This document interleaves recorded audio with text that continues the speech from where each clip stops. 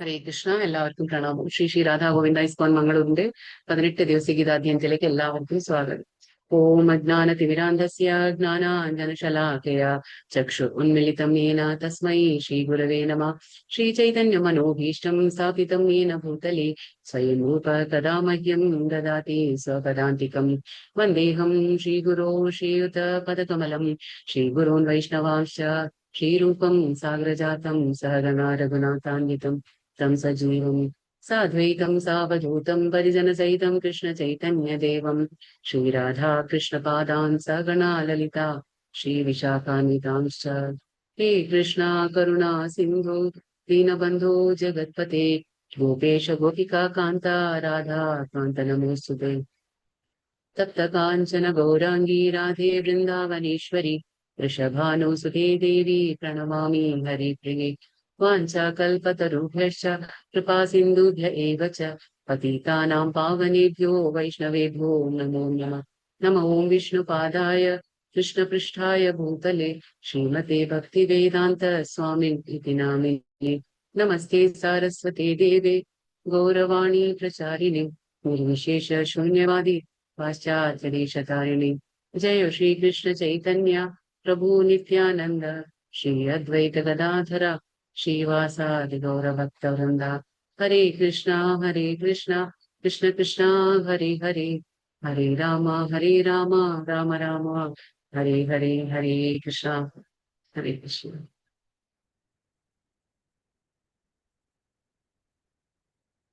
അധ്യായം 18. ഇന്നത്തെ അധ്യായം ഏതായിരുന്നു? അധ്യായത്തിന്റെ പേര് ഏതായിരുന്നു? പേര് ഇന്നത്തെ അധ്യായം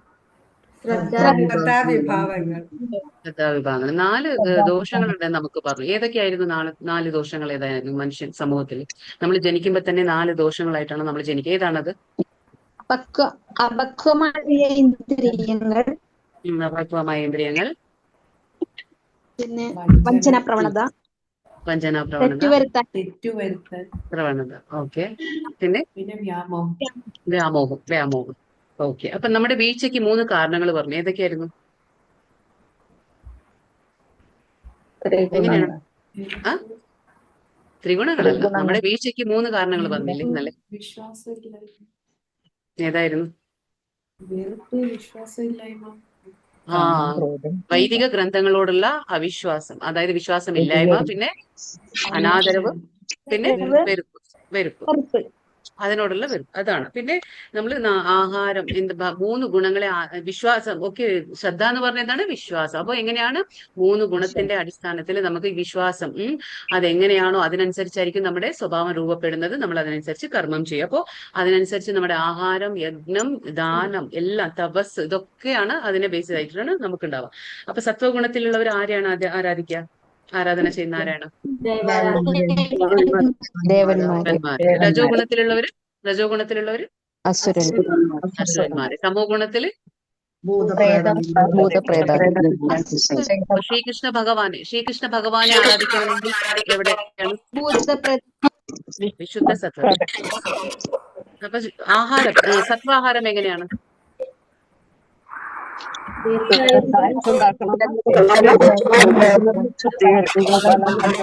നമ്മുടെ ശരീരത്തിന്റെ ബലത്തിനും ആരോഗ്യത്തിനും വേണ്ടിയുള്ള ആഹാരമായിരിക്കും നമ്മൾ രജോഗുണത്തിൽ എങ്ങനെ ഉണ്ടാവും? പുളി, കയ്പ്, എരിവൊക്കെ ഉള്ള ആഹാരമായിരിക്കും. തമോ ഗുണത്തില് പഴകിയ ആഹാരങ്ങള്, പഴകിയ ആഹാരങ്ങള്. ഓക്കെ. അപ്പൊ നമ്മുടെ ഈ തപസ് 3 രീതിയിലുണ്ട്. ഏതൊക്കെയാണ്?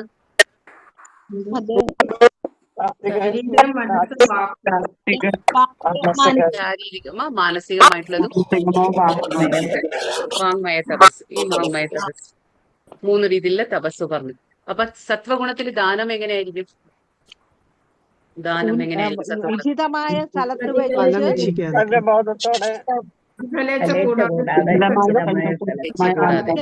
ഉചിതമായ സ്ഥലത്ത് വെച്ച് ആരെയും കാണാതെ കൂടാതെ കൊടുക്കുന്നതാണ്. രജോ ഗുണം എങ്ങനെ ഉണ്ടായിരിക്കും? ദാനം രജോഗുണത്തില് ഫലം ഫലോദിഷ്ടം ഉദ്ദേശിച്ചുകൊണ്ട് മറ്റുള്ളവരെ കാണിക്കാൻ വേണ്ടി സമ്മതമല്ലാതെ നൽകുന്നതാണ്. പരിപൂർണ്ണ സമ്മതമല്ലാതെ നൽകപ്പെടുന്നു. തമോ ഗുണത്തിൽ എങ്ങനെയായിരിക്കും ദാനം? ഇഷ്ടമല്ലാത്ത കാലത്ത് ശുദ്ധമായ സ്ഥലത്ത് അനർഹരായവർക്ക് കൊടുക്കുന്നത് അനർഹരായവർക്ക് ഉപദ്രവം കൂടാതെ കൊടുക്കുന്നു. ഓക്കെ. ഓം തത് സത് അത് പറഞ്ഞാൽ എന്താണ്? ഓം എന്ന് പറഞ്ഞാൽ എന്താ? തത് എന്ന് പറഞ്ഞാൽ എന്താ? സത്യം പരമസത്യം എന്ന് പറയുമ്പോൾ പരമസത്യം പരമസത്യം. ഭഗവാൻ സത്ത് എന്ന് പറയുമ്പോൾ ഭഗവാന്റെ സത്ത് എന്ന് പറയുമ്പോൾ ശാശ്വതാത്മാവ്. അസത്ത് എന്ന് പറയുന്നത് എന്താണ്? അസത്ത് എന്ന് ഭഗവാനിൽ പറയുന്നത് വിശ്വാസമില്ലാതെ ചെയ്യപ്പെടുന്ന വിശ്വാസം കൂടാതെ ആ പൂർണ്ണമായ യജ്ഞവും ദാനവും. അത് അസത്ത് എന്ന് പറയുന്നത്. ഓക്കെ, അതൊക്കെയാണ് നമ്മൾ ഇന്നലെ മനസ്സിലാക്കിയത്. അപ്പൊ ഇന്ന് എന്താണ്? അധ്യായം 18 സന്യാസത്തിന്റെ പരിപൂർണത. ശരിക്കും പറഞ്ഞാൽ അധ്യായം 17 തന്നെ നമ്മുടെ എല്ലാ കാര്യങ്ങളും ഭഗവാൻ എല്ലാം പറയുന്നുണ്ട്. ഇതൊരു സംക്ഷിപ്ത രൂപം. നമ്മൾ രണ്ടാമത്തെ അധ്യായം കണ്ടില്ലേ, അതുപോലെ തന്നെ ഇതും ഒരു സംക്ഷിപ്ത രൂപമാണ്. ഇവിടെ എന്താണ് നമുക്ക് ഭഗവത്ഗീതയിൽ എന്താണ് ഭഗവത്ഗീത ചൂണ്ടിക്കാണിക്കുന്നത്? അതായത് നമ്മൾ എന്താണ് ആ ത്യാഗവും പിന്നെ എന്താണ് അതീന്ദ്രിയ അവസ്ഥയിൽ എത്തിച്ചേരുന്ന കാര്യങ്ങളാണ് നമ്മൾ ഈ ഭഗവത്ഗീത നമ്മളെ ചൂണ്ടിക്കാണിക്കുന്നത്. അതാണ്. പിന്നെ ത്യാഗമുണ്ട്, സന്യാസം. അപ്പൊ എങ്ങനെയാണ് നമ്മൾ അതൊക്കെ ചെയ്യേണ്ടതെന്ന്. അപ്പൊ ഈ സംശയങ്ങൾ എന്ന് പറയുമ്പോൾ എന്താണ്? അതൊക്കെ നമ്മുടെ അസുരന്മാരെ പോലെയാണ്. അപ്പൊ സംശയങ്ങളെ വധിക്കാൻ കഴിവ് ആർക്കാണുള്ളത്? അത് ആർക്ക് മാത്രമേ സാധിക്കുകയുള്ളൂ? അത് ശ്രീകൃഷ്ണ ഭഗവാന് മാത്രമാണ് അത് സാധിക്കുകയുള്ളൂ. അപ്പോ അതുകൊണ്ട് അർജുനന് സംശയങ്ങൾ, ഇനി എല്ലാവരും മ്യൂട്ട് ചെയ്യണേ, ഹരേ കൃഷ്ണ. അപ്പോ അർജുനന് സംശയങ്ങൾ തോന്നാണ്.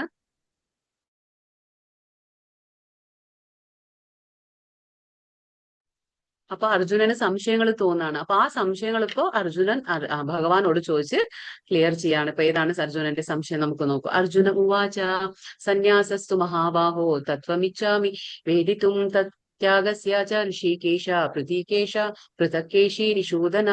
അപ്പൊ ഇവിടെ എന്താ അർജുനൻ പറയുന്നത്? മഹാബാഹുവായ കൃഷ്ണ, കേശിയെ ഹനിച്ചവനെ. കേശി എന്ന് പറഞ്ഞത് അസുരനാണ്. കേശി ഇപ്പൊ ഈ ചിത്രത്തിൽ കാണുന്നുണ്ടല്ലോ, ഇതാണ് കേശി എന്നുള്ള അസുരൻ. അപ്പൊ ഈ കേശി എന്നുള്ള അസുരനെ ഹനിച്ചവനെ, വധിച്ചവനെ, ഇന്ദ്രിയങ്ങളുടെ നാഥനുമായ ഭഗവാനെ, ഋഷികേശ. ഇന്ദ്രിയങ്ങളുടെ നാഥൻ എന്ന് പറയുമ്പോൾ ഋഷികേശ. ത്യാഗത്തിന്റെയും സന്യാസത്തിന്റെയും ഉദ്ദേശം എന്തെന്നറിയുവാൻ ഞാൻ ആഗ്രഹിക്കുന്നുണ്ട്. അപ്പോ അർജുനന്റെ 2 ചോദ്യങ്ങളാണ്. ഒരു ചോദ്യമാണ്, അതായത് ത്യാഗം എന്ന് പറഞ്ഞാൽ എന്താ, പിന്നെ സന്യാസം എന്ന് പറഞ്ഞാൽ എന്താ, എന്താണ് അതിന്റെ ഉദ്ദേശം, എന്താണ് അതറിയാൻ എനിക്കും അർജുനന് ആഗ്രഹം തോന്നാണ്. അപ്പൊ ഭഗവാൻ പറഞ്ഞു കൊടുക്കാണ്. ശ്രീ ഭഗവാനുവാച കാമ്യാനാം കർമ്മണം ന്യാസ സന്യാസം കവയോ വിദുഹു സർവകർമ്മ ഫലത്യാഗം പ്രാഗുസ്ത്യാഗം വിചക്ഷണാഹ.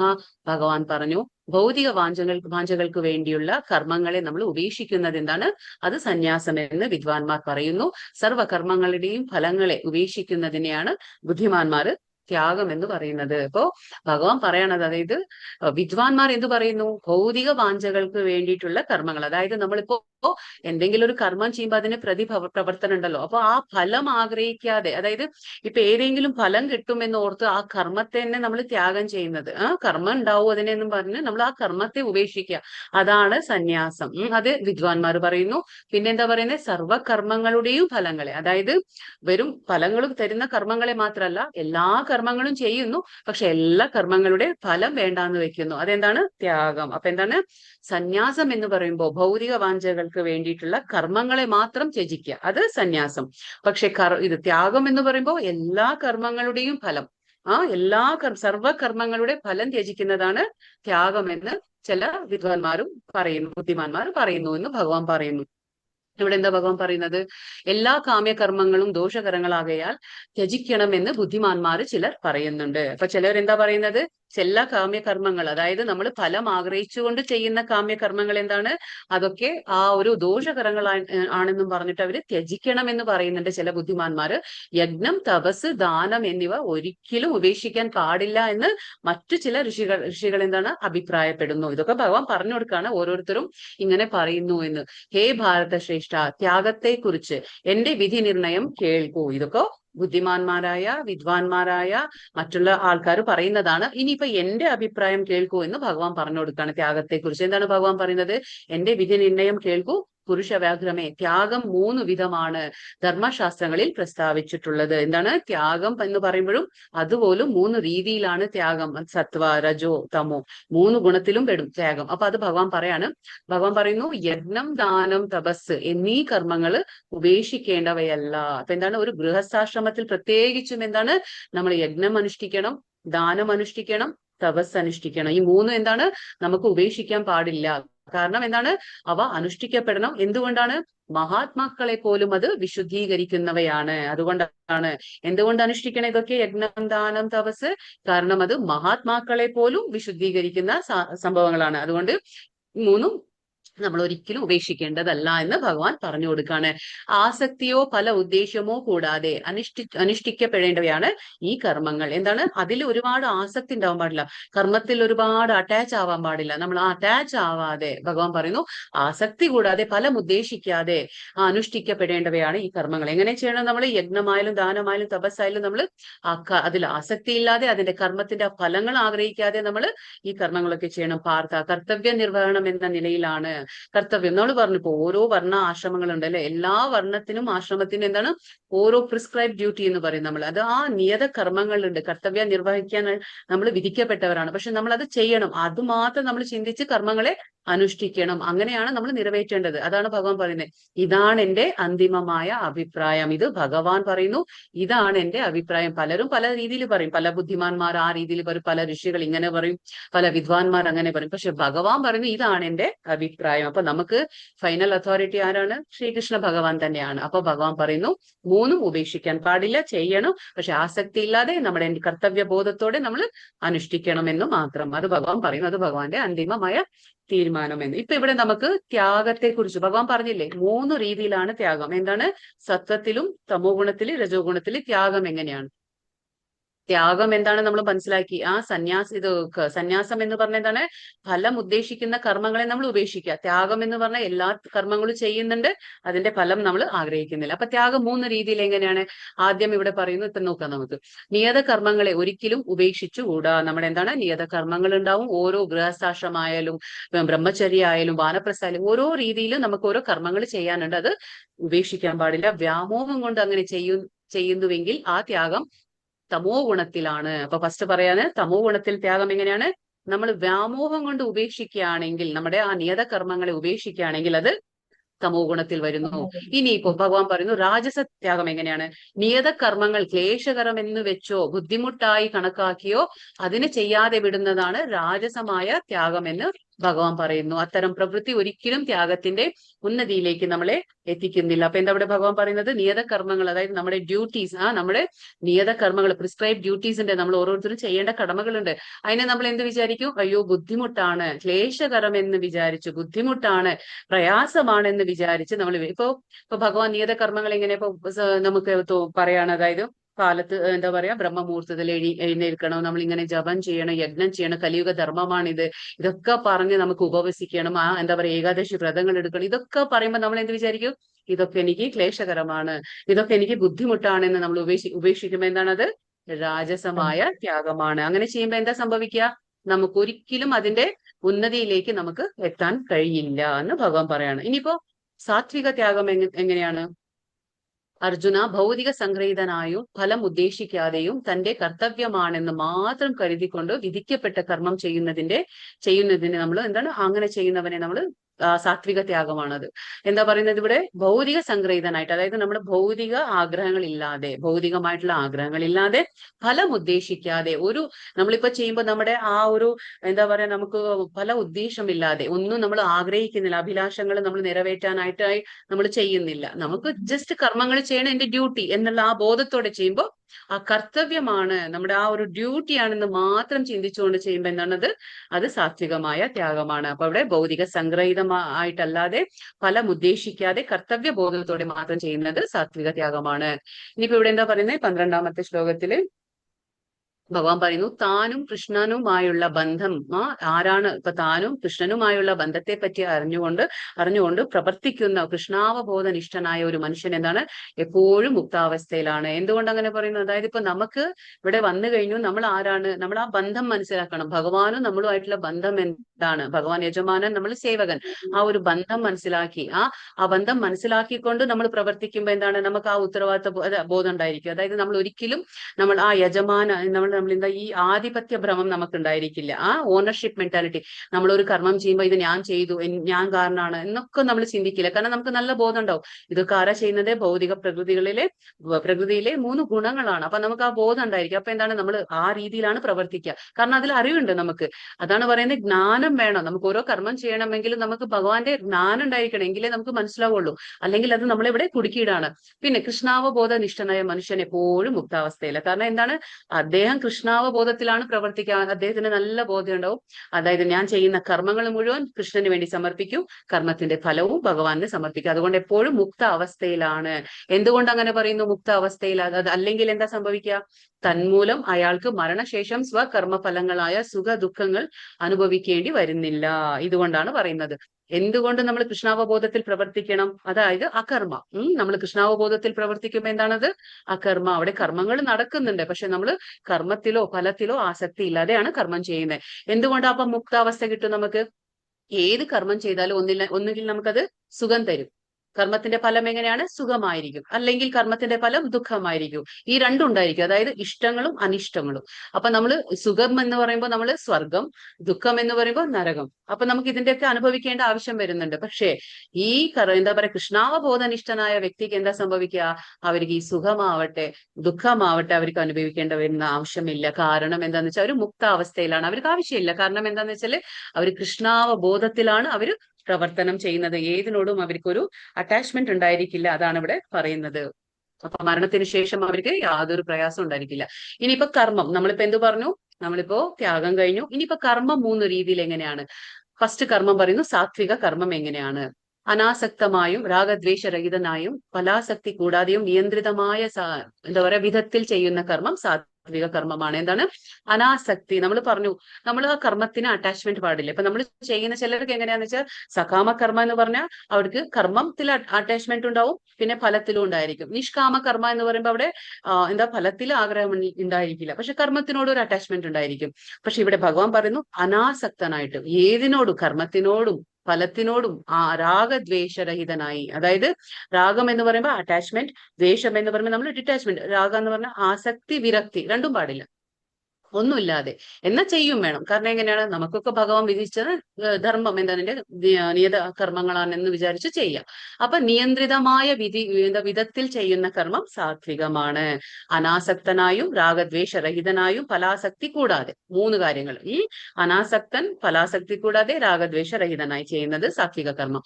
ഇനിയിപ്പോ രണ്ടാമത്തെ രാജസ കർമ്മം എങ്ങനെയാണ്? തന്റെ ആഗ്രഹം നിറവേറ്റാനായോ മിഥ്യ അഹംഭാവം കൊണ്ടോ ഏറെ പ്രയാസപ്പെട്ട് ചെയ്യുന്ന കർമ്മം രാജസ കർമ്മം. ഇവിടെ എന്താ പറയുന്നത്? നമ്മൾ രാജസിക ഗുണം എന്ന് പറഞ്ഞാൽ നമുക്കറിയാം അവിടെ എന്താണ്? ഫലോദിഷ്ട കർമ്മങ്ങളാണ് നമ്മൾ ചെയ്യുന്നത്, നമ്മുടെ അഭിലാഷ സിദ്ധിക്ക് വേണ്ടിയിട്ട്. അതായത് നമ്മൾ ഒരുപാട് ഇഷ്ടങ്ങൾ ഉണ്ടാവും, അത് നിറവേറ്റാൻ വേണ്ടിയിട്ട്, അതാണ് ആഗ്രഹം നിറവേറ്റാൻ വേണ്ടിയിട്ട്. നമ്മൾ ഒരുപാട് ആഗ്രഹം, നമുക്കറിയാം രജോ ഗുണത്തിന്റെ ലക്ഷണം എന്ന് പറയുമ്പോൾ അവിടെ എന്താണ്? അളവറ്റ ആഗ്രഹം ഉണ്ടായിരിക്കും, നമുക്ക് അതിനൊരു അവസാനം ഉണ്ടായിരിക്കില്ല. അപ്പൊ അങ്ങനെയുള്ള ആഗ്രഹം, ആ ആഗ്രഹം നടത്തി കൊടുക്കാൻ വേണ്ടിയിട്ട് നമ്മൾ എന്താ ചെയ്യുക? ഒരുപാട് പ്രയാസപ്പെടും അല്ലെ? നമ്മൾ കാലത്ത് തൊട്ട് രാത്രി വരെ നമ്മൾ ഒരുപാട് പണിയെടുക്കുക. എന്താണ്? നമുക്ക് ആ പണിയെടുക്കുമ്പോൾ എന്താണ്? നമുക്ക് ഒരുപാട് ആഗ്രഹങ്ങളെ നമുക്കത് പൂർത്തീകരിക്കാനുണ്ടാവും. അതുകൊണ്ടാണ് നമ്മൾ ഇങ്ങനെ ചെയ്യുന്നത്. അപ്പോ തന്റെ ആഗ്രഹം നിറവേറ്റാനായിട്ട് മിഥ്യാഹംഭാവം. എന്താണ് മിഥ്യാഹംഭാവം? അതായത് ഞാൻ എന്ന അഹംഭാവം, ഞാനാണ് ചെയ്യുന്നത്, ഇതെനിക്ക് വേണ്ടി, എന്റെ എന്നുള്ള മിഥ്യാഹംഭാവം, അതായത് ശാരീരിക ബോധത്തിൽ നമ്മൾ ചെയ്യുന്നത്. അപ്പോ മിഥ്യ അഹംഭാവം കൊണ്ട് ഏറെ പ്രയാസപ്പെട്ട് ചെയ്യുന്നത് രാജസ കർമ്മം. പിന്നെന്താണ്? തുടർന്നുണ്ടാകുന്ന കെട്ടുപാടുകളെയോ, ഇത് താമസ കർമ്മത്തെ കുറിച്ചാണ് പറയുന്നത്. തുടർന്നുണ്ടാകുന്ന കെട്ടുപാടുകളെ കുറിച്ചോ അന്യർക്കുണ്ടാകുന്ന നാശത്തെയോ ക്ലേശങ്ങളെയോ അവഗണിച്ചുകൊണ്ട്, അതായത് താമസിക കർമ്മം എന്ന് പറയുമ്പോൾ എന്താണ്? നമ്മൾ അത് കർമ്മം ചെയ്യുമ്പോൾ ഒട്ടും ചിന്തിക്കുന്നില്ല, ഞാൻ ഈ കർമ്മം ചെയ്യുമ്പോൾ അതിൽ നിന്ന് എന്താ ഉണ്ടാകും, അതിന്റെ പ്രതിഫലം എന്താകും അതിന്റെ ആ കോൺസിക്വൻസ് നമ്മൾ പറയും, അതിന്റെ പ്രതിഫലം എന്താകുമെന്നൊന്നും ചിന്തിക്കാതെ അത് അന്യർക്ക് എന്തെങ്കിലും ഒരു ബുദ്ധിമുട്ടോ ക്ലേശങ്ങളോ നാശത്തെ എന്തെങ്കിലും ഉണ്ടാക്കുന്നുണ്ടോ, മറ്റുള്ളവർക്ക് അത് ബുദ്ധിമുട്ടുണ്ടാക്കുന്നുണ്ടോ ഒന്നും ചിന്തിക്കുന്നില്ല. അപ്പൊ നമ്മൾ പറഞ്ഞില്ലേ ഉഗ്രകർമ്മം, പിന്നെ നമ്മൾ പറഞ്ഞു ദൈവാസുര സ്വഭാവങ്ങൾ പഠിച്ചപ്പോ എന്ത് പറഞ്ഞു, ഉഗ്രകർമ്മം എന്ന് പറഞ്ഞാൽ ഇപ്പൊ നമ്മൾ അണ്വായുധം ഉണ്ടാക്കും, ന്യൂക്ലിയർ വെപ്പൻസ് എല്ലാം ഉണ്ടാക്കും. എന്തുകൊണ്ടാ? അതിൽ നിന്ന് ആർക്കെങ്കിലും ഉപയോഗമുണ്ടോ? അതിൽ നിന്ന് എന്തെങ്കിലും ആർക്കെങ്കിലും ഉപയോഗമുണ്ടോ? ഒന്നുമില്ല, എല്ലാം സർവനാശം തന്നെ അല്ലേ. അപ്പൊ അതേപോലെ നമ്മൾ ചെയ്യുന്ന കർമ്മത്തിൽ എന്താണ്, മറ്റുള്ളവർക്ക് ബുദ്ധിമുട്ടുണ്ടാക്കുന്നുണ്ടോ, ക്ലേശങ്ങൾ ഉണ്ടാക്കുന്നുണ്ടോ, അതൊന്നും നമ്മൾ കണക്കിലെടുക്കാതെ അവഗണിച്ചുകൊണ്ട് ശാസ്ത്ര നിർദ്ദേശങ്ങൾക്ക് എതിരായി, നമ്മൾ പറയുന്നില്ലേ ശാസ്ത്രങ്ങൾക്ക് എതിരായിട്ടുള്ള കർമ്മങ്ങളാണ് നമ്മൾ ചെയ്യുന്നത്. അപ്പോ അത് വ്യാമോഹം മൂലം ചെയ്യുന്ന കർമ്മമാണ്. ശാസ്ത്രങ്ങൾക്ക് എപ്പോഴാണ് നമ്മൾ എതിരായിട്ട് പോവുക? നമുക്ക് ഒരുപാട് വ്യാമോഹം ഉണ്ടായിരിക്കും, അജ്ഞാനം ഉണ്ടായിരിക്കും. നമുക്ക് ജ്ഞാനം ഉണ്ടാവില്ല, ശാസ്ത്രങ്ങൾ എന്ത് പറയുന്നു എന്ത് വേണ്ടാന്ന് പറയുന്നു അതൊന്നും നമുക്ക് അറിവില്ല. അതുകൊണ്ട് അപ്പൊ എന്താണ് താമസം എന്ന് പറയുമ്പോൾ നമ്മൾ എന്താ പറയാ, അതിന്റെ അന്യർക്കുണ്ടാകുന്ന നാശത്തെയോ ക്ലേശത്തെയോ അവഗണിച്ചുകൊണ്ട് ശാസ്ത്ര നിർദ്ദേശിച്ചിട്ടുള്ള അല്ലാത്ത വ്യാമോഹം മൂലം ചെയ്യുന്ന, എതിരായി ശാസ്ത്രത്തിന് എതിരായി ചെയ്യുന്ന വ്യാമോഹം മൂലം ചെയ്യുന്ന കർമ്മങ്ങളാണ് താമസ കർമ്മങ്ങൾ. ഇനിയിപ്പോ ഇവിടെ ഭഗവാൻ ബുദ്ധിയെ കുറിച്ച് പറയുന്നു. ഇപ്പൊ ദാനം കഴിഞ്ഞു, ത്യാഗം കഴിഞ്ഞു, ഇപ്പൊ ഇവിടെ കർമ്മം കഴിഞ്ഞു. ഇപ്പോ സാത്വികമായ ബുദ്ധി എന്താ, രാജസ എന്താ, താമസികമായിട്ടുള്ള ബുദ്ധി എന്താ, 3 രീതിയിലുള്ള ബുദ്ധിയെ കുറിച്ചാണ് ഭഗവാൻ പറയുന്നത്. അപ്പൊ എന്താ പറയുന്നത്, കുന്തിപുത്ര ചെയ്യേണ്ടതും ചെയ്തുകൂടാത്തത് എന്തെന്നും പിന്നെ ഭയപ്പെടേണ്ടതും ഭയപ്പെടാത്തത് എന്തെന്നും ബന്ധത്തിനും മോക്ഷത്തിനും കാരണമാകുന്നത് എന്തെന്നും ഇതെല്ലാം അറിയുന്നതാണ് സാത്വിക ബുദ്ധി. അതായത് സാത്വികമായ ബുദ്ധി നമുക്കുണ്ടെങ്കിൽ നമുക്ക് ഇതൊക്കെ മനസ്സിലായിരിക്കും. അതായത് എന്നെ ബന്ധത്തില് കുടുക്കുന്ന, അതായത് ബന്ധം എന്ന് പറയുമ്പോൾ എന്താണ്, ഭൗതികമായിട്ടുള്ള ബന്ധം. അതായത് 3 ഗുണങ്ങൾ നമ്മളെ കുടുക്കി വെക്കുന്നു. ഇവിടെ സത്വഗുണത്തിലും നമ്മളിവിടെ ബന്ധിക്കപ്പെടാണ്, കാരണം സുഖത്താലും ജ്ഞാനത്താലും നമ്മളിവിടെ ബന്ധിക്കപ്പെടും.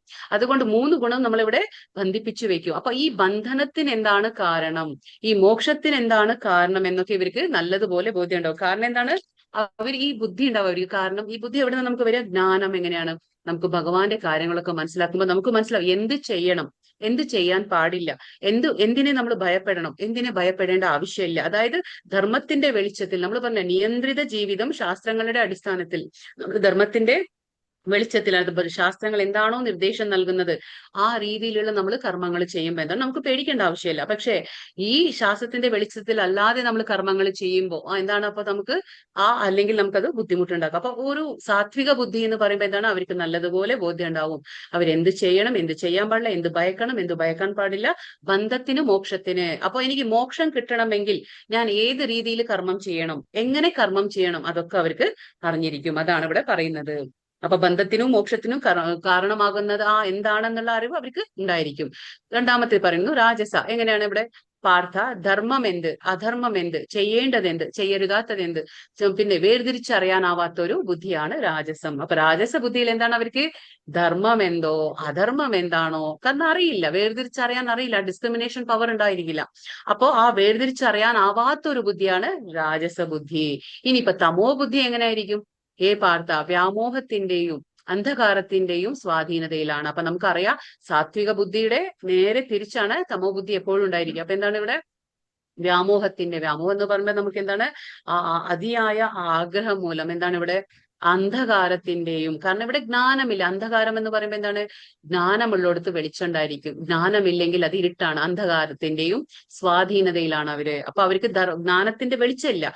അധർമ്മത്തെ ധർമ്മമായും ധർമ്മത്തെ അധർമ്മമായും കരുതി സദാ തെറ്റായ വഴിക്ക് പ്രവർത്തിക്കുന്ന ബുദ്ധി താമസമാണ്. അപ്പൊ ഇവർക്ക് എന്താണ്, താമസ ബുദ്ധി എന്ന് പറയുമ്പോൾ സദാ തെറ്റായ ബുദ്ധിയാണ്. അവിടെ ധർമ്മത്തെ അധർമ്മമെന്നും അധർമ്മത്തെ ധർമ്മമെന്നും കരുതിയിട്ടാണ് അവര് സദാ തെറ്റായ വഴിക്കാണ് അവര് നീങ്ങുന്നത്. കാരണം അവിടെ അന്ധകാരത്തിന്റെയും സ്വാധീനതയിലാണ് അവര്, വ്യാമോഹത്തിന്റെയും അന്ധകാരത്തിന്റെ സ്വാധീനതയിലാണ് ഇവര് നിൽക്കുന്നത്. ഇതാണ് ഇവിടെ പറഞ്ഞു തരുന്നത് ഭഗവാൻ.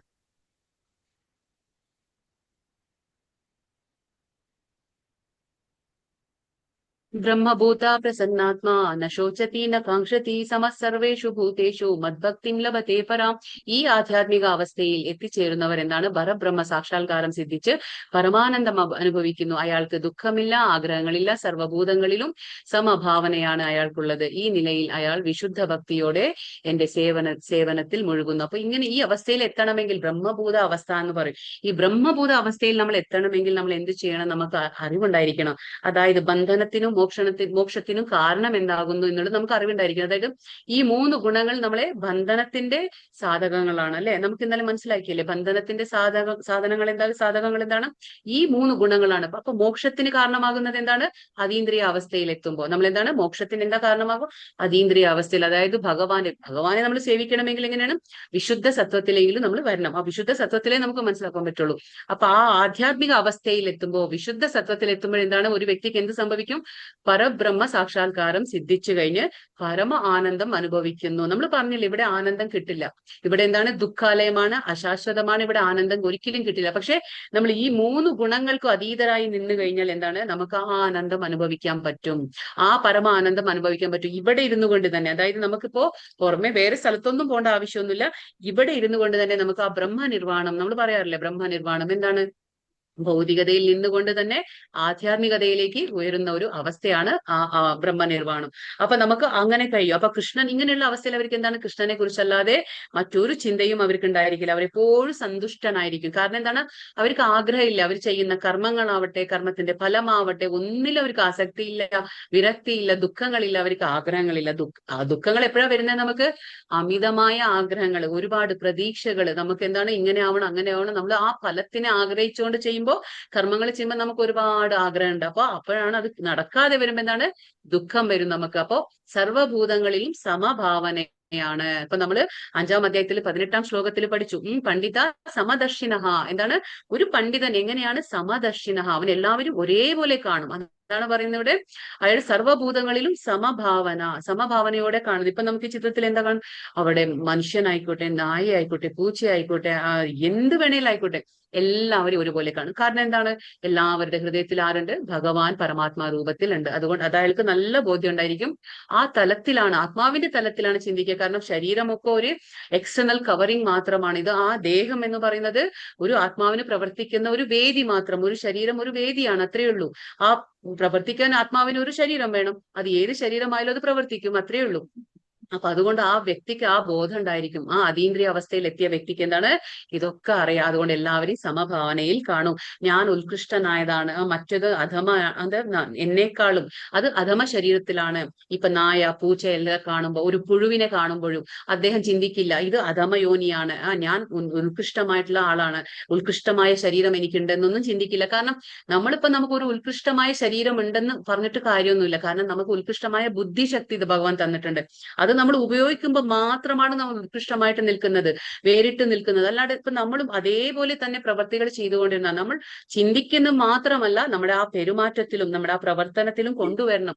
നമ്മൾക്ക് ആ ഒരു എന്താ പറയാ, ആ മറ്റുള്ള യോനികളെക്കാൾ നമ്മൾ ഉത്കൃഷ്ടമായി നിൽക്കണമെങ്കിൽ നമ്മൾ അതുപോലെ പ്രവൃത്തിയും നമ്മുടെ ഉണ്ടായിരിക്കണം അല്ലെ. അപ്പോൾ മാത്രമാണ് നമ്മൾ അവർ ചെയ്യാൻ പറ്റാത്തത് നമ്മൾ ചെയ്യുമ്പോഴാണ് നമ്മൾ വേറിട്ട് നിൽക്കുന്നത്.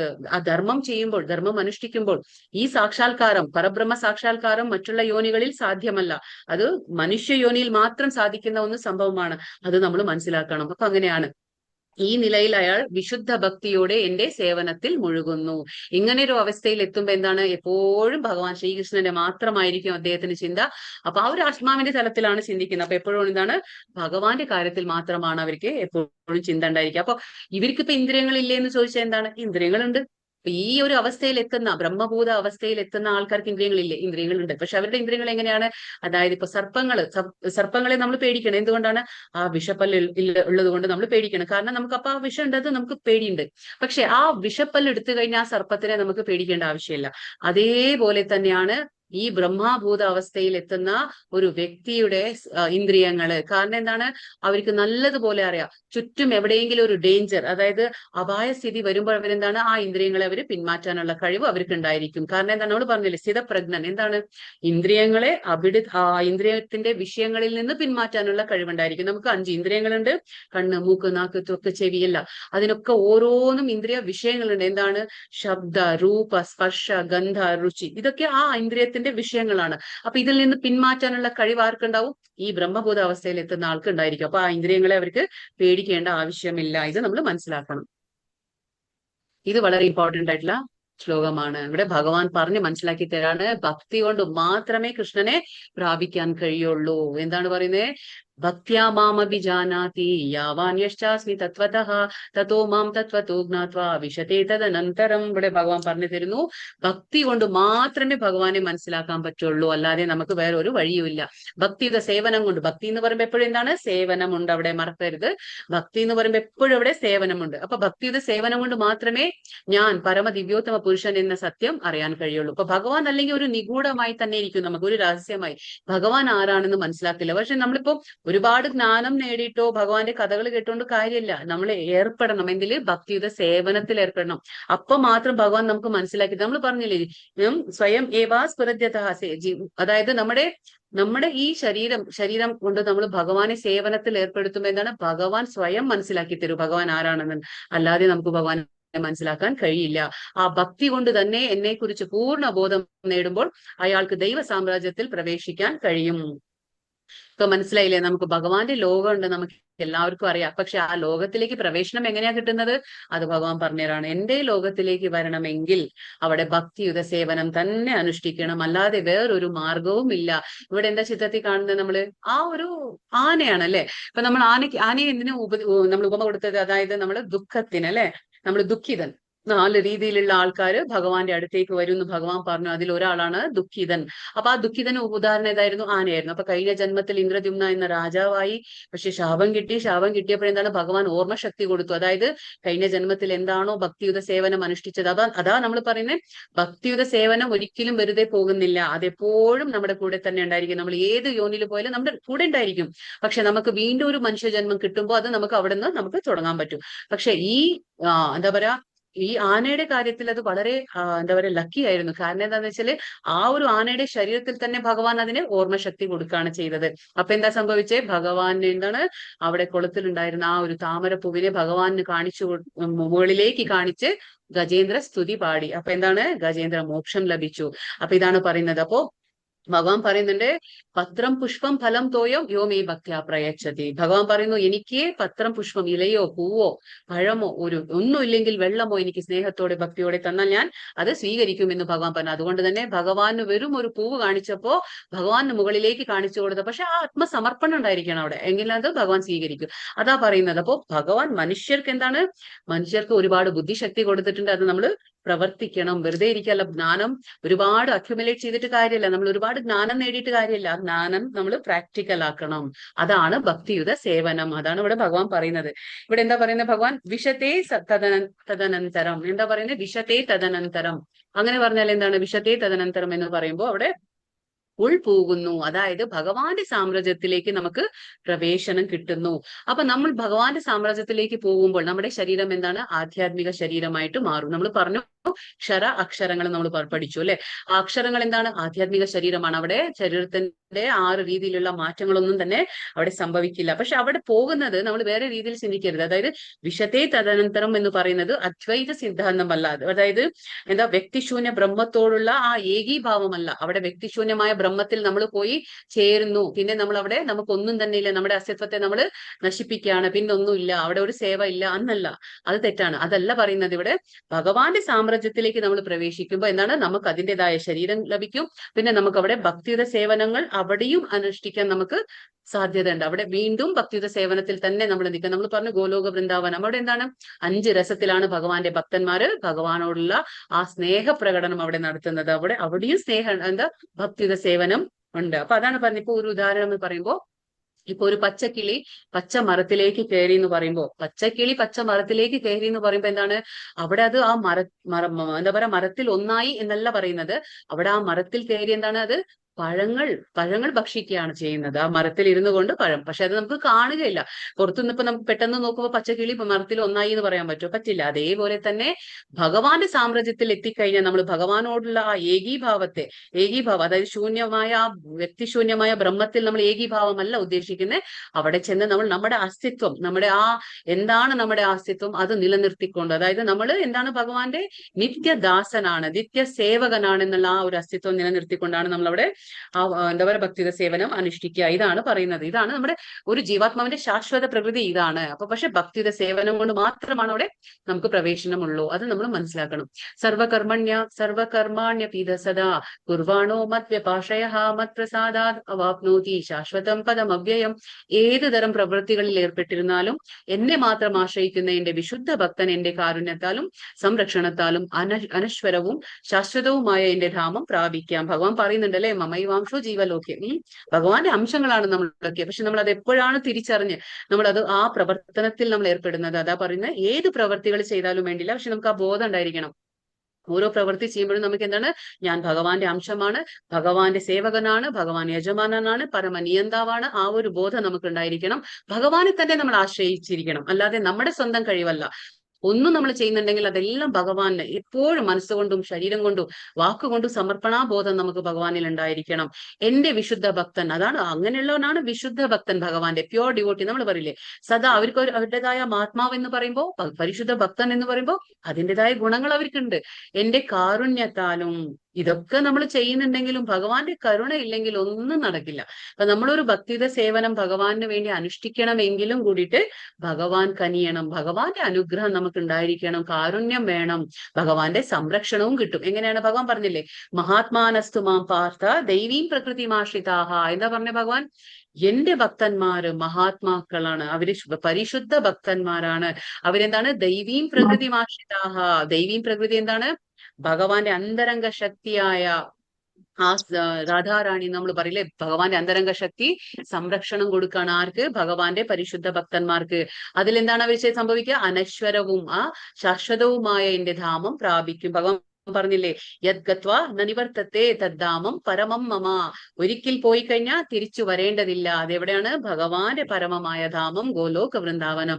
അവിടെ പോയി കഴിഞ്ഞാൽ നമുക്ക് ഒരിക്കലും തിരിച്ചു വരേണ്ട ആവശ്യമില്ല. അതാണ് പറഞ്ഞത്, ശാശ്വതമായ അനശ്വരമായ എന്റെ ധാമം പ്രാപിക്കുമാറ് ഭഗവാന്റെ വിശുദ്ധ ഭക്തന്മാര്. കാരണം അവർ സുരക്ഷിതരാണ്. ഭൗതിക പ്രകൃതിയുടെ 3 ഗുണങ്ങൾ അവരെ ഒന്നും ചെയ്യില്ല. കാരണം എന്താണ്, അവരെപ്പോഴും ഭഗവാന്റെ കാര്യത്തില് എപ്പോഴും ഭഗവാന്റെ കാര്യം തന്നെ ചെയ്തുകൊണ്ടിരിക്കുന്ന ഭക്തന്മാരാണ്. അതുകൊണ്ട് എപ്പോഴും അവർക്ക് സംരക്ഷണം ആരാ കൊടുക്കുന്നത്, ഭൗതിക പ്രകൃതിയല്ല, അവർക്ക് അന്തരംഗ ശക്തി ഭഗവാന്റെ സംരക്ഷണം കൊടുക്കും. അതുകൊണ്ടാണ് ഇവിടെ പറയുന്നത് ആ കാര്യം. മച്ചിത്ത സർവദുർഗാണി മത്പ്രസാദാന്തരിഷ്യസി ചേത്വം അഹങ്കാരൻ നശ്രോഷ്യസി വിനക്ഷ്യസി. ഇവിടെ എന്താ പറയുക, എന്നെ കുറിച്ച് ബോധവാനായിരുന്നാൽ നിനക്ക് എന്റെ പ്രസാദം കൊണ്ട് തന്നെ ബദ്ധ ജീവിതത്തിന്റെ സകല ക്ലേശങ്ങളെയും അതിജീവിക്കാൻ കഴിയും. ഭഗവാൻ പറയുന്നുണ്ടല്ലോ അല്ലെ, ഭഗവാൻ 7-ാം അധ്യായത്തിൽ 14-ാം ശ്ലോകത്തിൽ വരെ പറഞ്ഞു.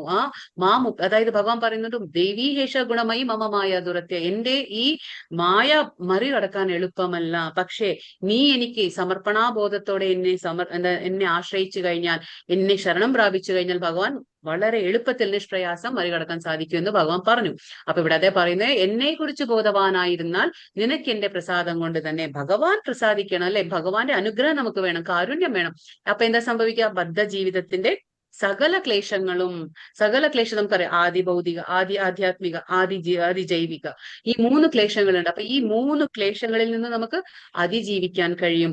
ആ ബോധത്തോടെ പ്രവർത്തിക്കാതെ മിഥ്യ അഹങ്കാരം കൊണ്ട് എന്റെ അഭിമതം അനുസരിക്കാതെ പോയാൽ എന്താണ് സംഭവിക്കുക, നാശമാണ് ഫലം. ഭഗവാൻ പറയുന്നു. ഭഗവാന്റെ അഭിമതം അതെങ്ങനെ നമുക്ക് മനസ്സിലാവാ, ഭഗവത്ഗീതയിൽ ഭഗവാൻ പറയുന്നുണ്ടല്ലോ എന്തൊക്കെ കാര്യങ്ങൾ അല്ലെ. അതൊക്കെ നമ്മൾ മനസ്സിലാക്കിയിട്ടും കേട്ടിട്ടും അതിനെ നമ്മൾ സമ്മതിക്കാതെ, അതിനെ നമ്മൾ അംഗീകരിക്കാതെ നമ്മൾ ഭഗവാന് വിരുദ്ധമായിട്ട് നമ്മൾ പ്രവർത്തിക്കുകയാണെങ്കിൽ, ആ മിഥ്യ അഹങ്കാരം കൊണ്ട് നമ്മൾ നമ്മുടേതായ അഭിമാനം നമ്മൾ പുലർത്തിക്കൊണ്ട് നമ്മൾ ഭഗവാന്റെ അഭിമതം നമ്മൾ അനുസരിക്കാതിരുന്നാൽ നമുക്ക് എന്താണ് ഫലം, നാശമാണ് ഫലം എന്ന് ഭഗവാൻ പറയുന്നു. ഇപ്പോൾ ഇതിലെ ചിത്രത്തിൽ ആരാണ്, ജഗായ് മതായ് എന്ന് പറയും. ഇവർ രണ്ടുപേരും നവദ്വീപ് എന്ന സ്ഥലത്ത്, അതായത് നമ്മുടെ ചൈതന്യ മഹാപ്രഭു ജനിച്ചത് എവിടെയാണ്, നവദ്വീപ് എന്ന സ്ഥലത്താണ് ജനിച്ചത്.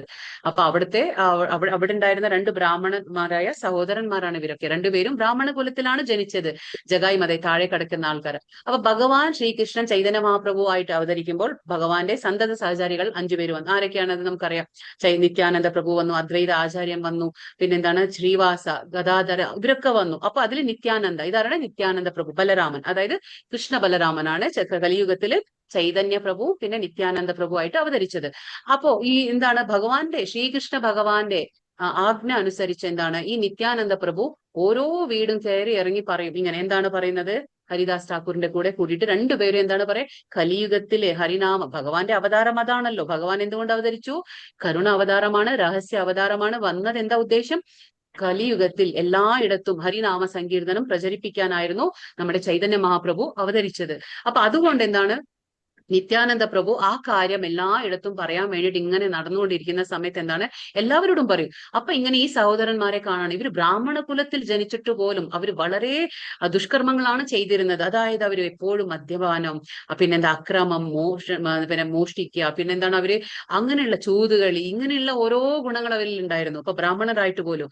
അപ്പൊ ഇവരുടെ പേര് കേൾക്കുമ്പോ തന്നെ ആൾക്കാരെല്ലാം പേടിച്ചോടും. ആ രീതിയിലായിരുന്നു ഈ രണ്ടുപേരും, ചേട്ടനും അനിയനും, അങ്ങനെ ആയിരുന്നു ഈ സഹോദരങ്ങൾ. അപ്പൊ ഒരു ദിവസം എന്താ പറയാ, ചൈതന്യ മഹാപ്രഭുവിന്റെ ആജ്ഞാനുസാരം നിത്യാനന്ദ പ്രഭു വന്ന് പറയാണ്, കലിയുഗത്തിന്റെ ധർമ്മം എന്താണ്? ഹരേ കൃഷ്ണ മന്ത്രം ജപിക്കുകയാണ്. അപ്പൊ നിങ്ങൾ ഹരേ കൃഷ്ണ മന്ത്രം ജപിക്കൂ, വേറെ ഒരു രക്ഷയില്ല കലിയുഗത്തിൽ എന്നൊക്കെ അവരോട് പറയുമ്പോ അവരത് സ്വീകരിക്കുന്നില്ല. കാരണം ആ മദ്യലഹരിയിലായി അവരിയ്ക്കുന്നത്. അതായത് ആ മദ്യത്തിന്റെ ആ മത്തിലാണ് അവരിയ്ക്കുന്നത്. അപ്പൊ അവർ ഒട്ടും തന്നെ ഇത് കേൾക്കുന്നില്ല, ചെവി കൊള്ളുന്നില്ല, സ്വീകരിക്കുന്നില്ല. അപ്പൊ അത് കഴിഞ്ഞപ്പോ വീണ്ടും നിത്യാനന്ദ പ്രഭുവിന് സഹതാപം തോന്നാണ്. അതായത് കലിയുഗത്തില് ഈ ഹരേ കൃഷ്ണ മന്ത്രം ജപിച്ചില്ലെങ്കിൽ ഒരു രക്ഷയുമില്ല. അപ്പൊ വീണ്ടും അവരെ സമീപിക്കുകയാണ്. കുറച്ചു ദിവസത്തിന് ശേഷം വീണ്ടും അവരെ സമീപിക്കുകയാണ്. അവരെ സമീപിച്ച് വീണ്ടും പറഞ്ഞു, അതായത് കലിയുഗത്തിന്റെ ധർമ്മം എന്ന് പറഞ്ഞാൽ ഹരേ കൃഷ്ണ മന്ത്രം ജപിക്കലാണെന്ന് വീണ്ടും പറഞ്ഞപ്പോ എന്താണ്, ദേഷ്യം വന്നു. അതിലൊരാൾക്ക് ദേഷ്യം വന്നിട്ട് അദ്ദേഹം എന്ത് ചെയ്തു, അവിടെ ഉണ്ടായിരുന്ന ആ മൺപാത്രത്തിന്റെ ഒരു കഷ്ണം എടുത്ത് ആ നിത്യാനന്ദ പ്രഭുവിന്റെ തലക്കടിച്ചു. ആ തലക്കടിച്ചപ്പോ എന്താണ്, രക്തം ഒഴുകാൻ തുടങ്ങി. അപ്പോഴേക്കും അവിടെ ആര് വന്നു? ചൈതന്യ മഹാപ്രഭു വന്നു. ചൈതന്യ മഹാപ്രഭു എത്തിയ ഉടനെ എന്താണ്, കാരണം ഭഗവാൻ എപ്പോഴും, ഭഗവാൻ എന്ത് ചെയ്താലും കുഴപ്പമില്ല പറഞ്ഞാലും, പക്ഷെ ഭഗവാന്റെ ഭക്തന്മാരെ തൊട്ട് കളിക്കുമ്പോ പറ്റില്ല. കാരണം എന്താ വെച്ചാൽ ഭഗവാൻ ഉടനടി പ്രവർത്തിക്കും. അപ്പൊ ഭഗവാൻ എന്താണ്, ഉടനടി സുദർശന ചക്രം വിളിക്കുകയാണ്. അവരെ ശ്രീകൃഷ്ണ ഭഗവാൻ ആണല്ലോ. അപ്പൊ ഉടനടി നിത്യാനന്ദ എന്താ പറയാ, ചൈതന്യ മഹാപ്രഭു സുദർശനത്തെ വിളിക്കുകയാണ്, സുദർശന ചക്രം വരികയാണ്. അത് കണ്ട വശം തന്നെ, കാരണം നിത്യാനന്ദ പ്രഭുവിനെ അവര് പരിക്കേൽപ്പിച്ചിരിക്കുകയാണ്.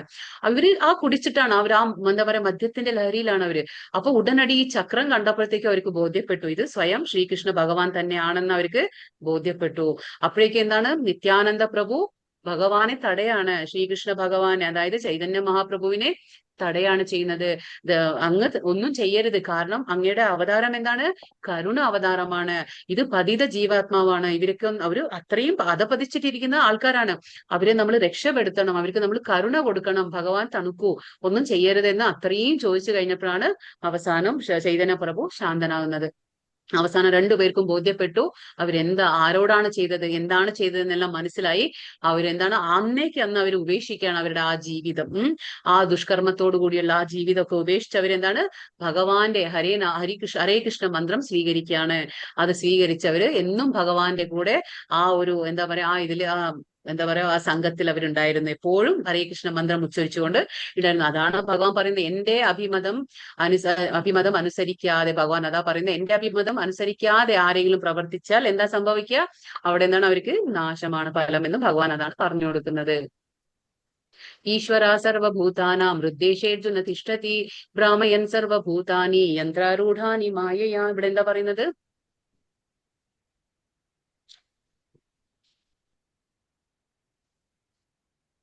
അർജുന, പരമപുരുഷൻ എല്ലാവരുടെയും ഹൃദയത്തിൽ കുടികൊള്ളുകയും ഭൗതിക ശക്തിയാൽ നിർമ്മിതമായ യന്ത്രത്തിൽ എന്ന പോലെ സ്ഥിതി ചെയ്യുകയും ജീവാത്മാക്കളുടെ ഭ്രമണത്തെ നിയന്ത്രിക്കുകയും ചെയ്യുന്നപ്പോ ജീവാത്മാക്കൾ എങ്ങനെയാണ്, ഇവിടെ 84 ലക്ഷം ജീവാത്മാക്കളുണ്ട് അല്ലെ. നമ്മളൊക്കെ എങ്ങനെയാണ് ഇവിടെ വന്നു കഴിഞ്ഞു. അപ്പൊ നമുക്ക് ജന്മം നൽകുന്നത് ആരാണ്, ഭൗതിക പ്രകൃതി. എങ്ങനെയാണ് ഭൗതിക പ്രകൃതി, നമ്മുടെ ഇപ്പോ അമ്മയെ പോലെയാണ്. ഭൗതിക പ്രകൃതി നമ്മുടെ അമ്മയാണ്.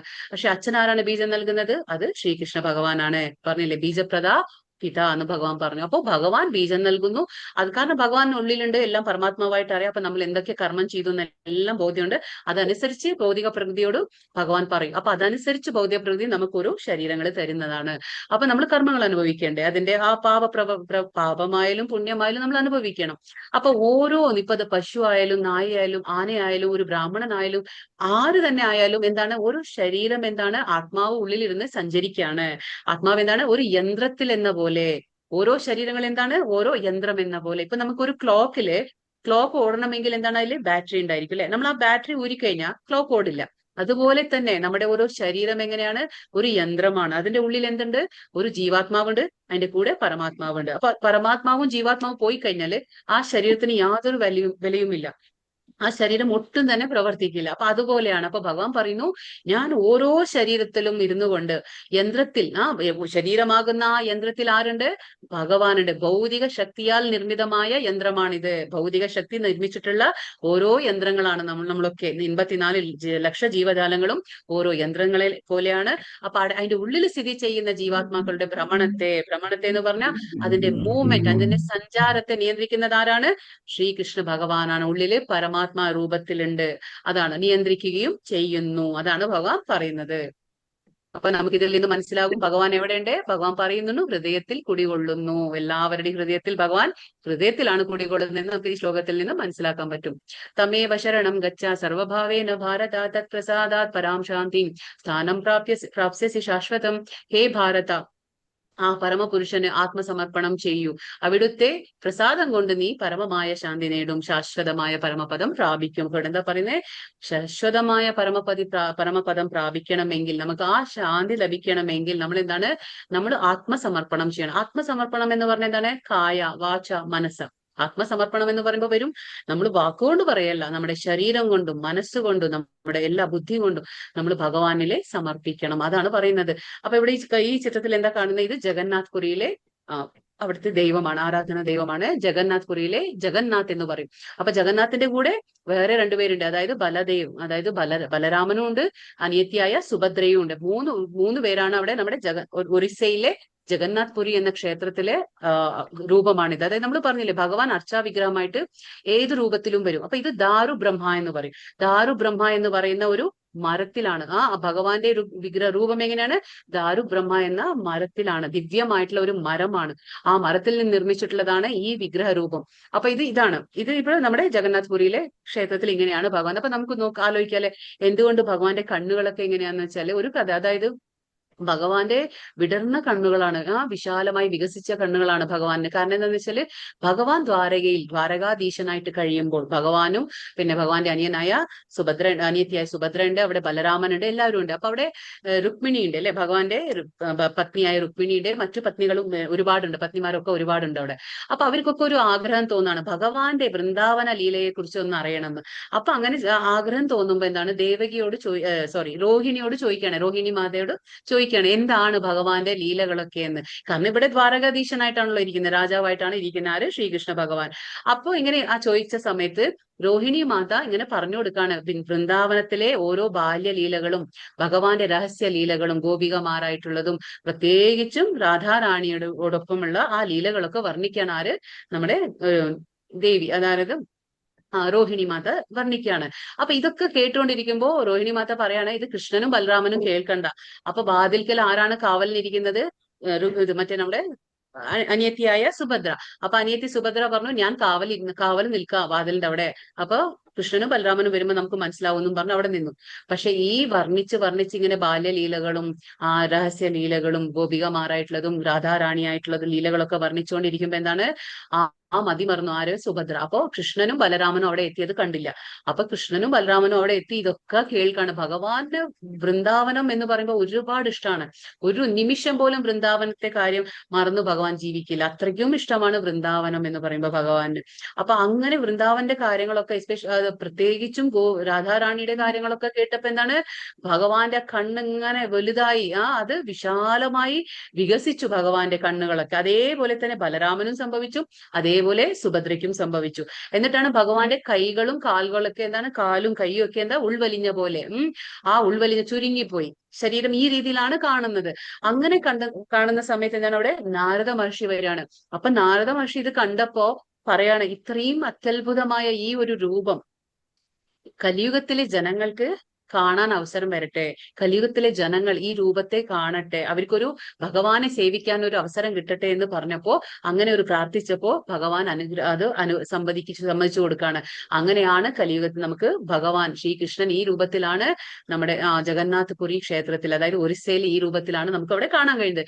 ഈ ചിത്രത്തിൽ ആരാണ് കാണുന്നത്? അത് രാജാവാണ്.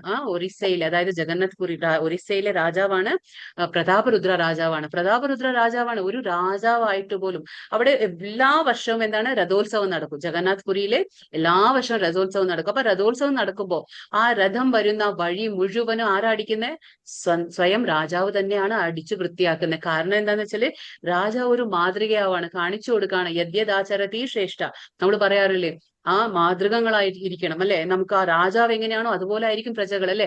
രാജാവ് സ്വയം കാണിച്ചു കൊടുക്കണം. അതായത് ഭഗവാന്റെ മുന്നിൽ നമ്മൾ എത്ര വലിയ ആളായാലും കാര്യമല്ല. കാരണം അത് നമ്മൾ ഭൗതികമായിട്ട് എത്ര വലിയ ആളായാലും ഏതൊരു സ്ഥാനത്തിരുന്നാലും ഭഗവാന്റെ മുന്നിൽ നമ്മൾ നിത്യ സേവകന്മാരാണ്, നമ്മൾ നിത്യദാസനാണെന്നുള്ള ആ ഒരു ജീവത്തിന്റെ സ്വരൂപം കാണിച്ചു കൊടുക്കുകയാണ്. അതായത് സ്വയം അടിച്ചു വാരി വൃത്തിയാക്കാണ് രാജാവ്, അത് നമുക്ക് കാണിച്ചു കൊടുക്കുകയാണ്. ഈ ശ്ലോകത്തിലെ എന്താണ് 63ാമത്തെ ശ്ലോകം വളരെ ഇമ്പോർട്ടന്റ് ആയിട്ടുള്ള ശ്ലോകമാണ്. ഇവിടെ എന്താ ഇപ്പൊ നമ്മൾ യുദ്ധം തുടങ്ങി എവിടെയാണ് നമ്മൾ 1ാമത്തെ അധ്യായത്തിൽ കണ്ടു, അർജുനൻ എന്താണ് നിസ്സഹായ അവസ്ഥയിൽ നിൽക്കുകയാണ് അല്ലെ. എല്ലാവരെയും കണ്ടു, ബന്ധുമിത്രാദികളെയൊക്കെ കണ്ടു, കുടുംബക്കാരെയൊക്കെ കണ്ടു, യുദ്ധം ചെയ്യാൻ പറ്റാതെ തളർന്ന് ഓരോ ലക്ഷണങ്ങളൊക്കെ അർജുനനിൽ നമ്മൾ കണ്ടു. അപ്പൊ ഓരോ കാരണങ്ങൾ കൊടുത്തില്ലേ അല്ലെ. മൃദുല സ്വഭാവം, ഭൗതിക സുഖാനുഭവങ്ങൾ, പാപം, പിന്നെ കുടുംബ പാരമ്പര്യം, തീരുമാനം എടുക്കാൻ പറ്റാത്തൊരു അവസ്ഥ, ഇങ്ങനെയുള്ള 5 കാര്യങ്ങളൊക്കെ പറഞ്ഞ് അർജുനൻ എന്താ ചെയ്തേ, ആ ഗാണ്ഡീവം കയ്യിൽ നിന്ന് വഴുതിപ്പോയി. അവസാനം അർജുനൻ പറയണ എന്നെ കൊണ്ട് പറ്റുന്നില്ല, ഞാൻ ആ ശരീരം ആകെ വിറയ്ക്കാണ്.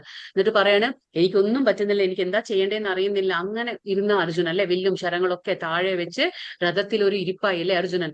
അപ്പൊ അതെല്ലാം കഴിഞ്ഞ് ഇപ്പൊ ഈ നേരം വരെ ഭഗവാൻ എന്താണ് ഇത്രയും ഉപദേശങ്ങളൊക്കെ കൊടുത്തു. ഭഗവാൻ ഇത്രയും ഉപദേശങ്ങളെല്ലാം അർജുനന് നൽകി കഴിഞ്ഞു.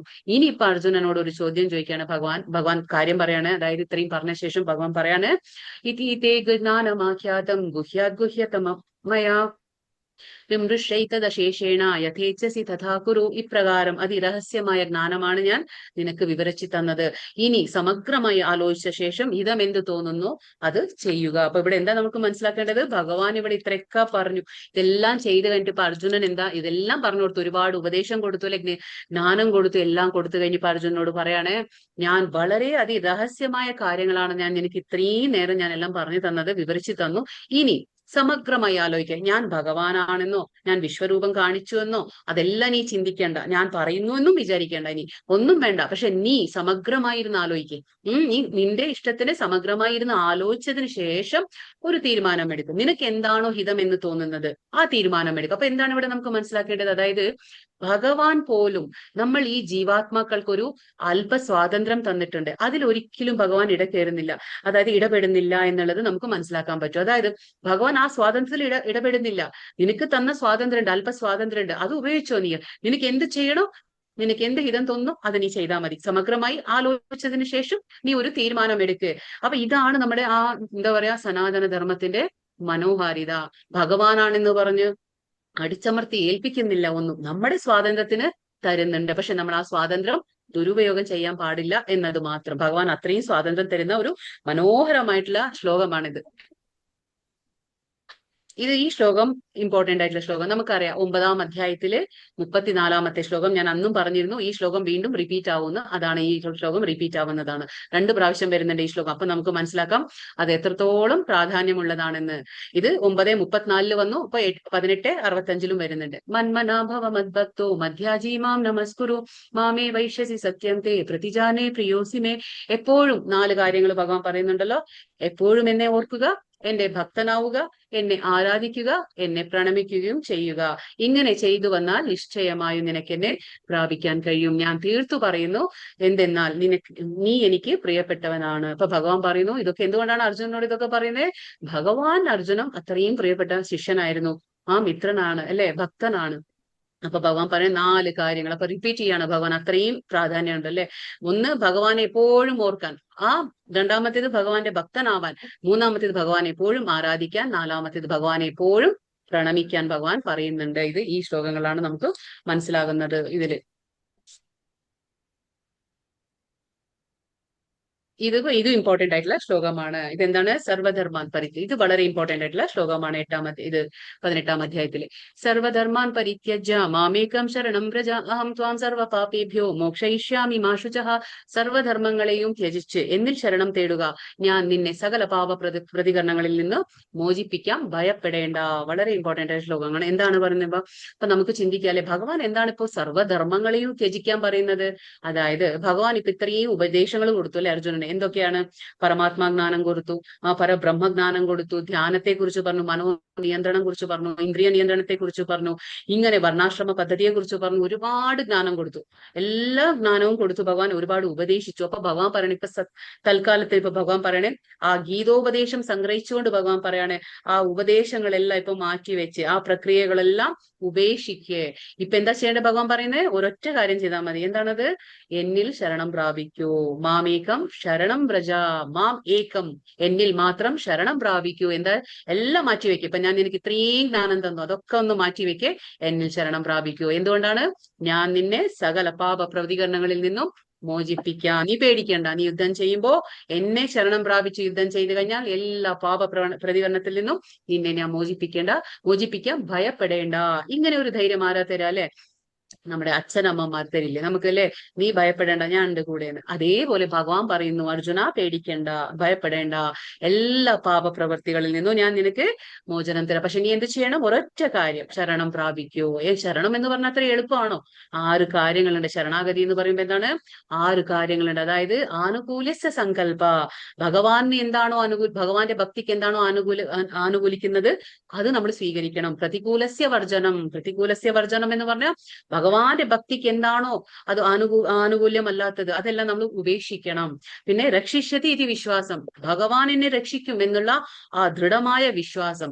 പിന്നെ ഗോപ്തൃത്വേ വരണം, ഭഗവാനാണ് എന്റെ പരിപാലകൻ എന്നുള്ള ആ ഉറച്ച വിശ്വാസം. പിന്നെന്താണ്?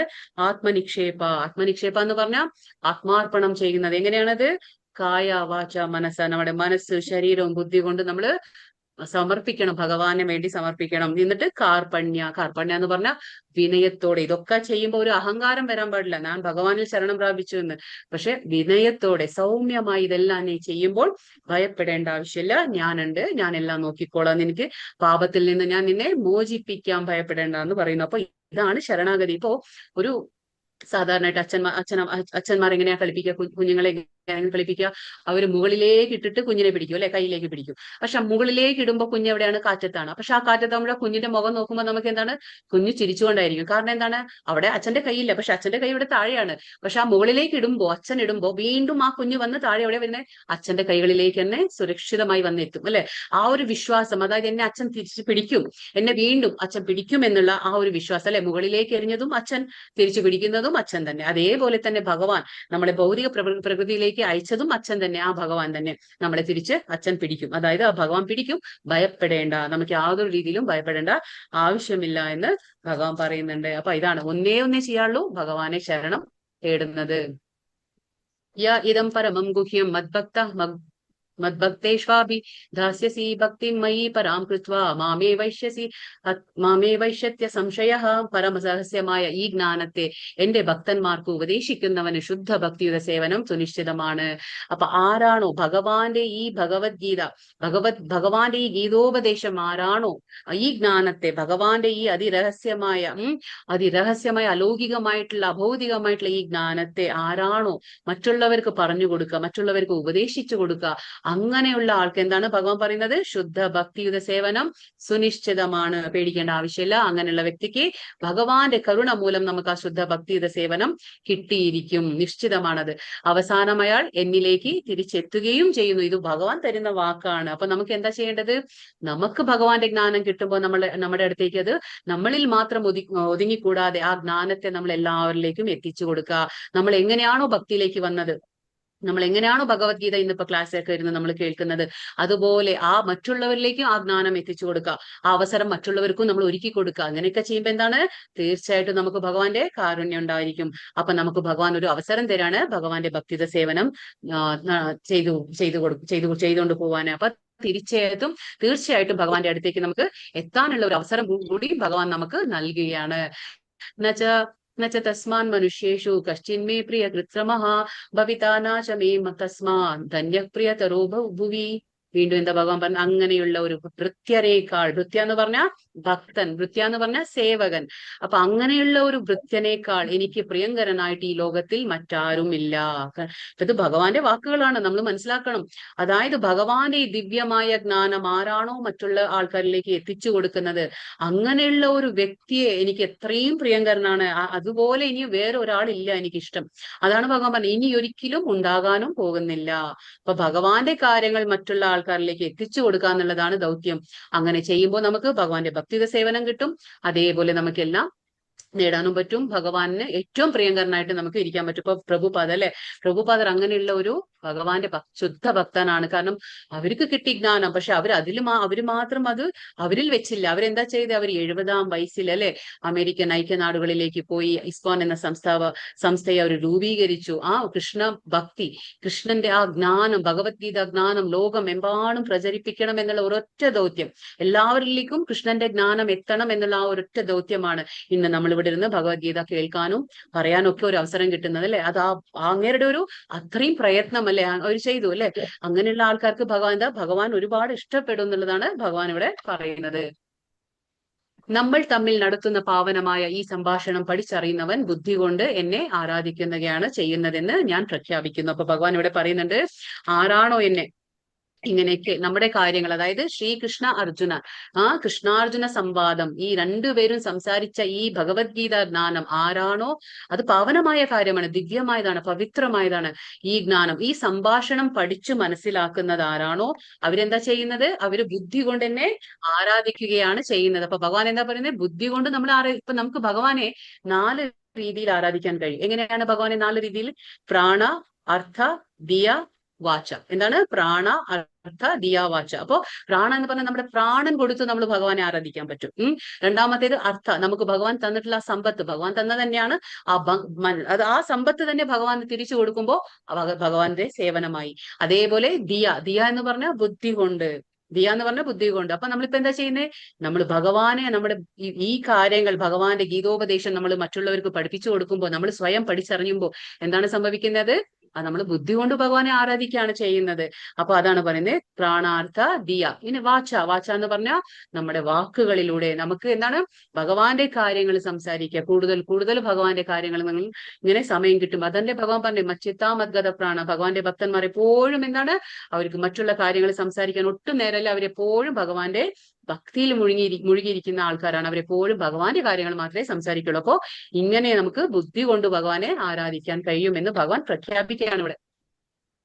കുന്തിപുത്രനായ ധനഞ്ജയ, നീ ഇതെല്ലാം ശ്രദ്ധയോടുകൂടി കേട്ടില്ലേ? ഇപ്പൊ ഭഗവാൻ ചോദിക്കുകയാണ് അർജുനനോട്, അർജുന നീ ഇതൊക്കെ കേട്ടില്ലേ? ഇപ്പൊ ശ്രദ്ധയോടുകൂടി ഞാൻ ഇപ്പൊ ഇത്രയും പറഞ്ഞ കാര്യങ്ങളൊക്കെ നീ കേട്ടില്ലേ? അജ്ഞാനത്തിൽ നിന്നുളവായ നിന്റെ ഈ വ്യാമോഹം ഇപ്പോൾ നീങ്ങിയില്ലേ? ഭഗവാൻ ചോദിക്കുകയാണ്, നിന്റെ അജ്ഞാനം മൂലമുണ്ടായിരുന്ന ആ വ്യാമോഹമൊക്കെ ഇപ്പോ നീങ്ങിപ്പോയില്ലേ? ഇപ്പൊ ഞാൻ ഇത്രയും കാലം പറഞ്ഞു തന്ന ആ കാര്യങ്ങളെല്ലാം നീ കേട്ടില്ലേ? ഇനിയിപ്പൊ അതെല്ലാം നീങ്ങിപ്പോയില്ലേ എന്ന് ചോദിക്കുകയാണ്.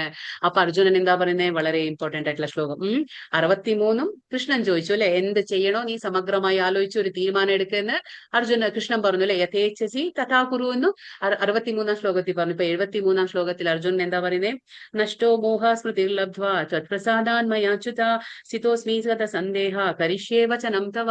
ഇവിടെ പറയും നല്ല വാക്കാണ്, അതായത് കരിഷ്യേ വചനം തവ. എന്താ പറയുന്ന അർജുനൻ പറയാണ്, അല്ലയോ പ്രിയപ്പെട്ട കൃഷ്ണ, ഹേ അച്യുത, ഇപ്പോൾ എന്റെ വ്യാമോഹം തീർന്നു. അർജുനന് വ്യാമോഹം ഉണ്ടായിട്ടല്ല, അർജുനൻ നമ്മളെയൊക്കെ പ്രതിനിധീകരിക്കുകയാണ്, അതുകൊണ്ട് ആ രീതിയിൽ നിൽക്കുകയാണ് അവിടെ. അപ്പൊ ഇപ്പൊ അർജുനൻ പറയാണ്, എന്റെ വ്യാമോഹം എല്ലാം തീർന്നു. എങ്ങനെ ഉണ്ടായിരുന്നു അർജുന അല്ലെ, നമുക്കറിയാം ഈ ചിത്രത്തിൽ ഇപ്പൊ കാണില്ലേ, എങ്ങനെ ഉണ്ടായിരുന്ന അർജുന, ഉപദേശങ്ങളെല്ലാം കേട്ട് കഴിഞ്ഞു. ഇപ്പൊ കൃഷ്ണൻ ചോദിച്ചു, നിന്റെ വ്യാമോഹമൊക്കെ തീർന്നു, അപ്പൊ എന്താണ് അവസ്ഥ എന്ന് ചോദിക്കുമ്പോ അർജുനൻ പറയണേ, എന്റെ വ്യാമോഹം ഒക്കെ തീർന്നു അങ്ങയുടെ കരുണ കൊണ്ട്. എന്നോട് പ്രത്യേകിച്ചും പറയുന്നുണ്ട് അല്ലെ, ഭഗവാന്റെ കരുണ ഉണ്ടായിരിക്കണം അവിടെ. അപ്പൊ ഭഗവാൻ പറയണേ, അങ്ങയുടെ കരുണ കൊണ്ട് ബുദ്ധി തിരിച്ചു കിട്ടി. അപ്പൊ നഷ്ടപ്പെട്ട ബുദ്ധിയൊക്കെ എനിക്ക് തിരിച്ചു കിട്ടി, ഭഗവാന്റെ ആ ഗീതോപദേശം കേട്ടപ്പോൾ എല്ലാം തിരിച്ചു കിട്ടി. ഞാനിപ്പോൾ ദൃഢനും സംശയരഹിതനുമാണ്. അസുരന്മാരായിരുന്ന ആ സംശയങ്ങളെല്ലാം ഭഗവാൻ വധിച്ചു കഴിഞ്ഞു അല്ലെ, ആ അസുരന്മാരെല്ലാം ഭഗവാൻ വധിച്ചു കഴിഞ്ഞു, സംശയങ്ങളെല്ലാം നീങ്ങിപ്പോയി. ഇപ്പൊ ദൃഢനിശ്ചയനായി നിൽക്കുകയാണ് അർജുനൻ. അപ്പൊ പറയാണ്, എന്റെ ബുദ്ധിയൊക്കെ തിരിച്ചു കിട്ടി, വ്യാമോഹം തീർന്നു, അങ്ങയുടെ ആജ്ഞയനുസരിച്ച് പ്രവർത്തിക്കാൻ ഞാനിതാ തയ്യാറായിരിക്കുന്നു. അപ്പോ യുദ്ധം ചെയ്യില്ല എന്ന് പറഞ്ഞ അർജുനൻ ദേ ഇപ്പോ ഈ ശ്ലോകത്തിൽ പറയാണ്, ഞാൻ യുദ്ധം ചെയ്യാൻ തയ്യാറാണ്. ഇതാണ് വളരെ ഇമ്പോർട്ടന്റ് ശ്ലോകം. അതായത് കരിഷ്യേ വചനം തവ, അങ്ങ് പറയുന്നതനുസരിച്ച് ഞാൻ പ്രവർത്തിക്കാൻ തയ്യാറായി എന്ന് പറയുന്നു. അപ്പോ സഞ്ജയൻ പറയുന്നു, ഇപ്രകാരം മഹാത്മാക്കളായ കൃഷ്ണാർജുനന്മാര് തമ്മിൽ നടന്ന ഈ സംഭാഷണം ഞാൻ കേട്ടു. ഇതാരാ പറയുന്നത്? സഞ്ജയൻ പറയാണ്. കൊട്ടാരത്തിൽ നിന്നുകൊണ്ട് കാണാണ്, എല്ലാം കണ്ടു, ആ സംഭാഷണങ്ങളൊക്കെ കേൾക്കാണ്. അപ്പൊ പറയാണ്, ഇപ്രകാരം മഹാത്മാക്കളായ രണ്ടുപേര് കൃഷ്ണാർജുനന്മാർ തമ്മിൽ നടന്ന ഈ സംഭാഷണം ഞാൻ കേട്ടു.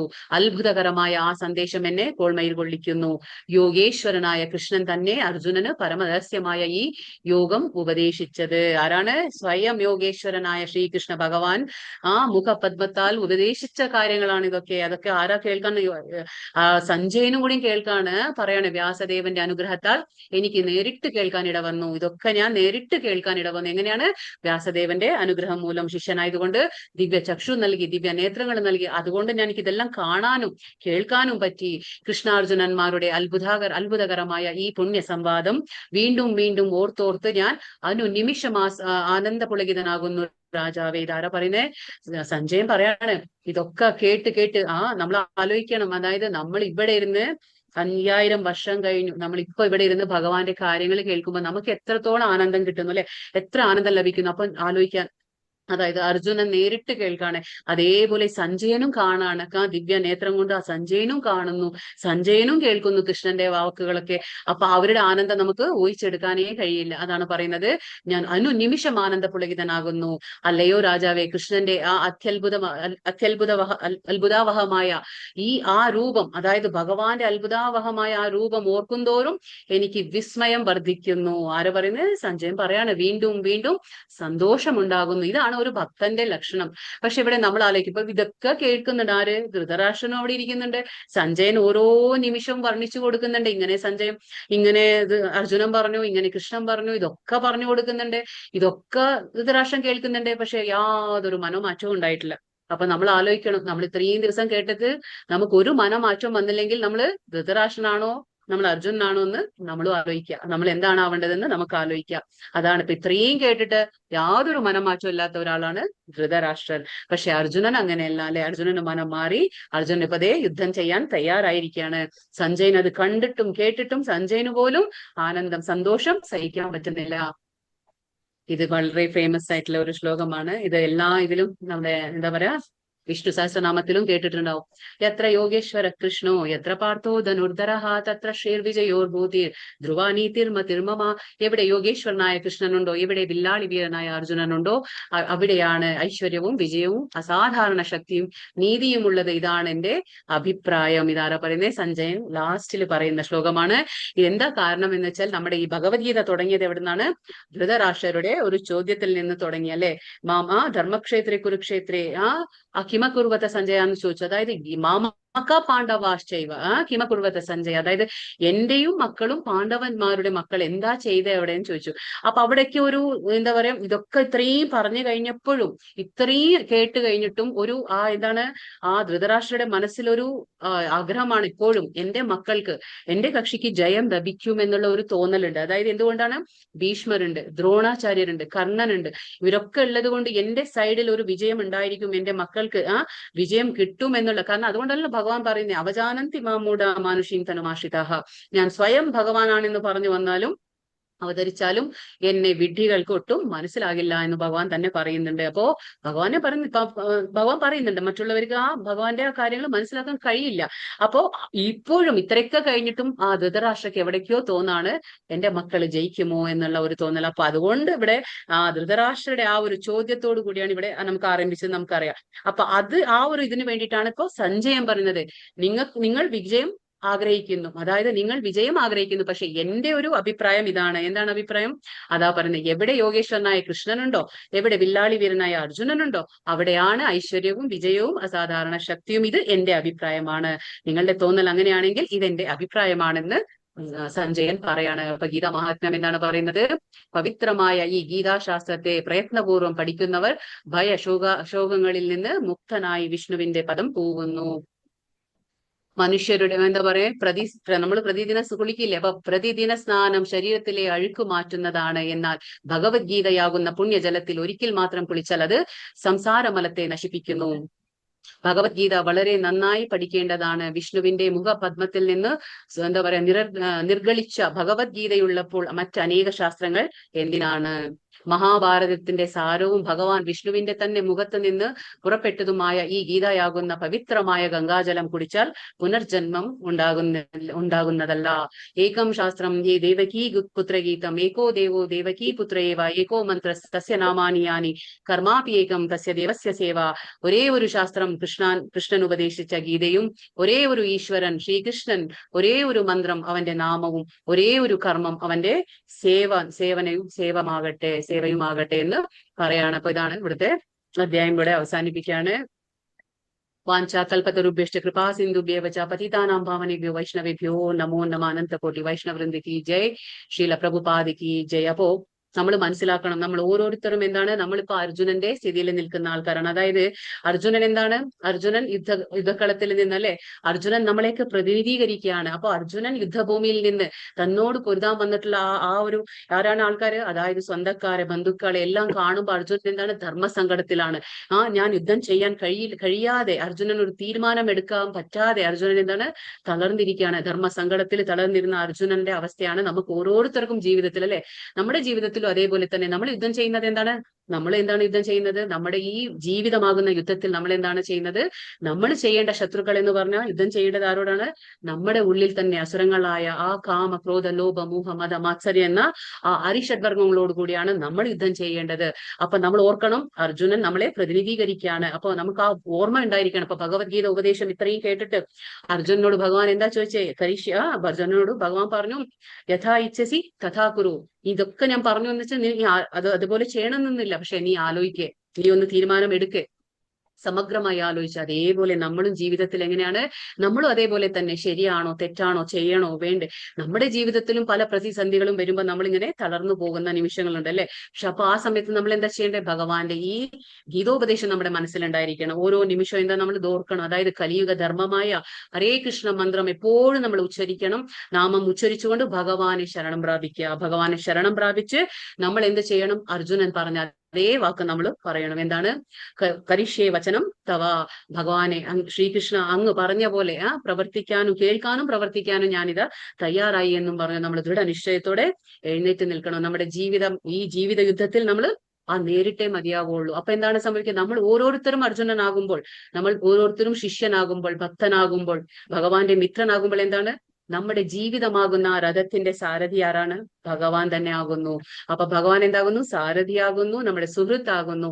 അപ്പൊ പിന്നെ കൃഷ്ണൻ സഞ്ജയൻ പറഞ്ഞ പോലെ എത്ര യോഗേശ്വര കൃഷ്ണ എത്ര പാർത്തു ധനുർധര തത്ര ശ്രീ വിജയോർഭൂർത്തിർ ധ്രുവാനീതിർ മതിർമം. അപ്പോ നമ്മുടെ ജീവിതത്തിന്റെ സാരഥി കൃഷ്ണനാകുമ്പോൾ എന്താ സംഭവിക്കുക, അവിടെ തീർച്ചയായിട്ടും വിജയവും അവിടെ ഐശ്വര്യവും ഉണ്ടായിരിക്കും. അപ്പൊ നമുക്ക് പേടിക്കാനേ ഇല്ല. അപ്പോ തളരുന്ന ഓരോ മനസ്സിനും ഭഗവാൻ ശ്രീകൃഷ്ണന്റെ ഈ അമൃതതുല്യമായ ഈ ഭഗവത്ഗീത, ഈ വാണി എല്ലാവർക്കും ധൈര്യം നൽകിക്കൊണ്ട് തണലായി അഭയമായി ഒരു മുന്നോട്ട് നിങ്ങൾക്കൊക്കെ ഒരു പ്രചോദനം നൽകട്ടെ എന്നും പറഞ്ഞ് ഞാൻ ഇവിടെ നിർത്തുന്നു. ഹരേ കൃഷ്ണ കൃഷ്ണ കൃഷ്ണ ഹരേ ഹരേ, ഹരേ രാമ രാമ രാമ ഹരേ ഹരേ. ഓം തത്സത് സർവം കൃഷ്ണാർപ്പണമസ്തു. അപ്പൊ നിങ്ങൾക്ക് എന്തെങ്കിലുമൊക്കെ ഒരു നല്ല കാര്യം ഭഗവാന്റെ ചെയ്യണമെന്ന് തോന്നിയിട്ടുണ്ടെങ്കിൽ അതൊക്കെ ഞാനൊരു നിമിത്തം മാത്രമാണ്. ഭഗവാൻ ശ്രീകൃഷ്ണന്റെ അനുഗ്രഹവും എന്റെ ഗുരുക്കന്മാരുടെ ആ ഒരു കാരുണ്യ മൂലം മാത്രമാണ് ഞാൻ ഇവിടെ ഇരുന്ന് നിങ്ങൾക്ക് 4 വാക്ക് പറഞ്ഞത്. അപ്പൊ എല്ലാം ഭഗവാന് സമർപ്പിക്കുന്നു. ഹരേ കൃഷ്ണ ഹരേ കൃഷ്ണ. ഹരേ കൃഷ്ണ മാതാജി, ഒരു സംശയമുണ്ട്. ശരണാദിക്കുള്ള 4 കാര്യങ്ങൾ പറഞ്ഞില്ലേ മാതാജി, അത് ഒന്നുകൂടി പറയാം. 4 അല്ല മാതാജി, 6 കാര്യങ്ങൾ. 6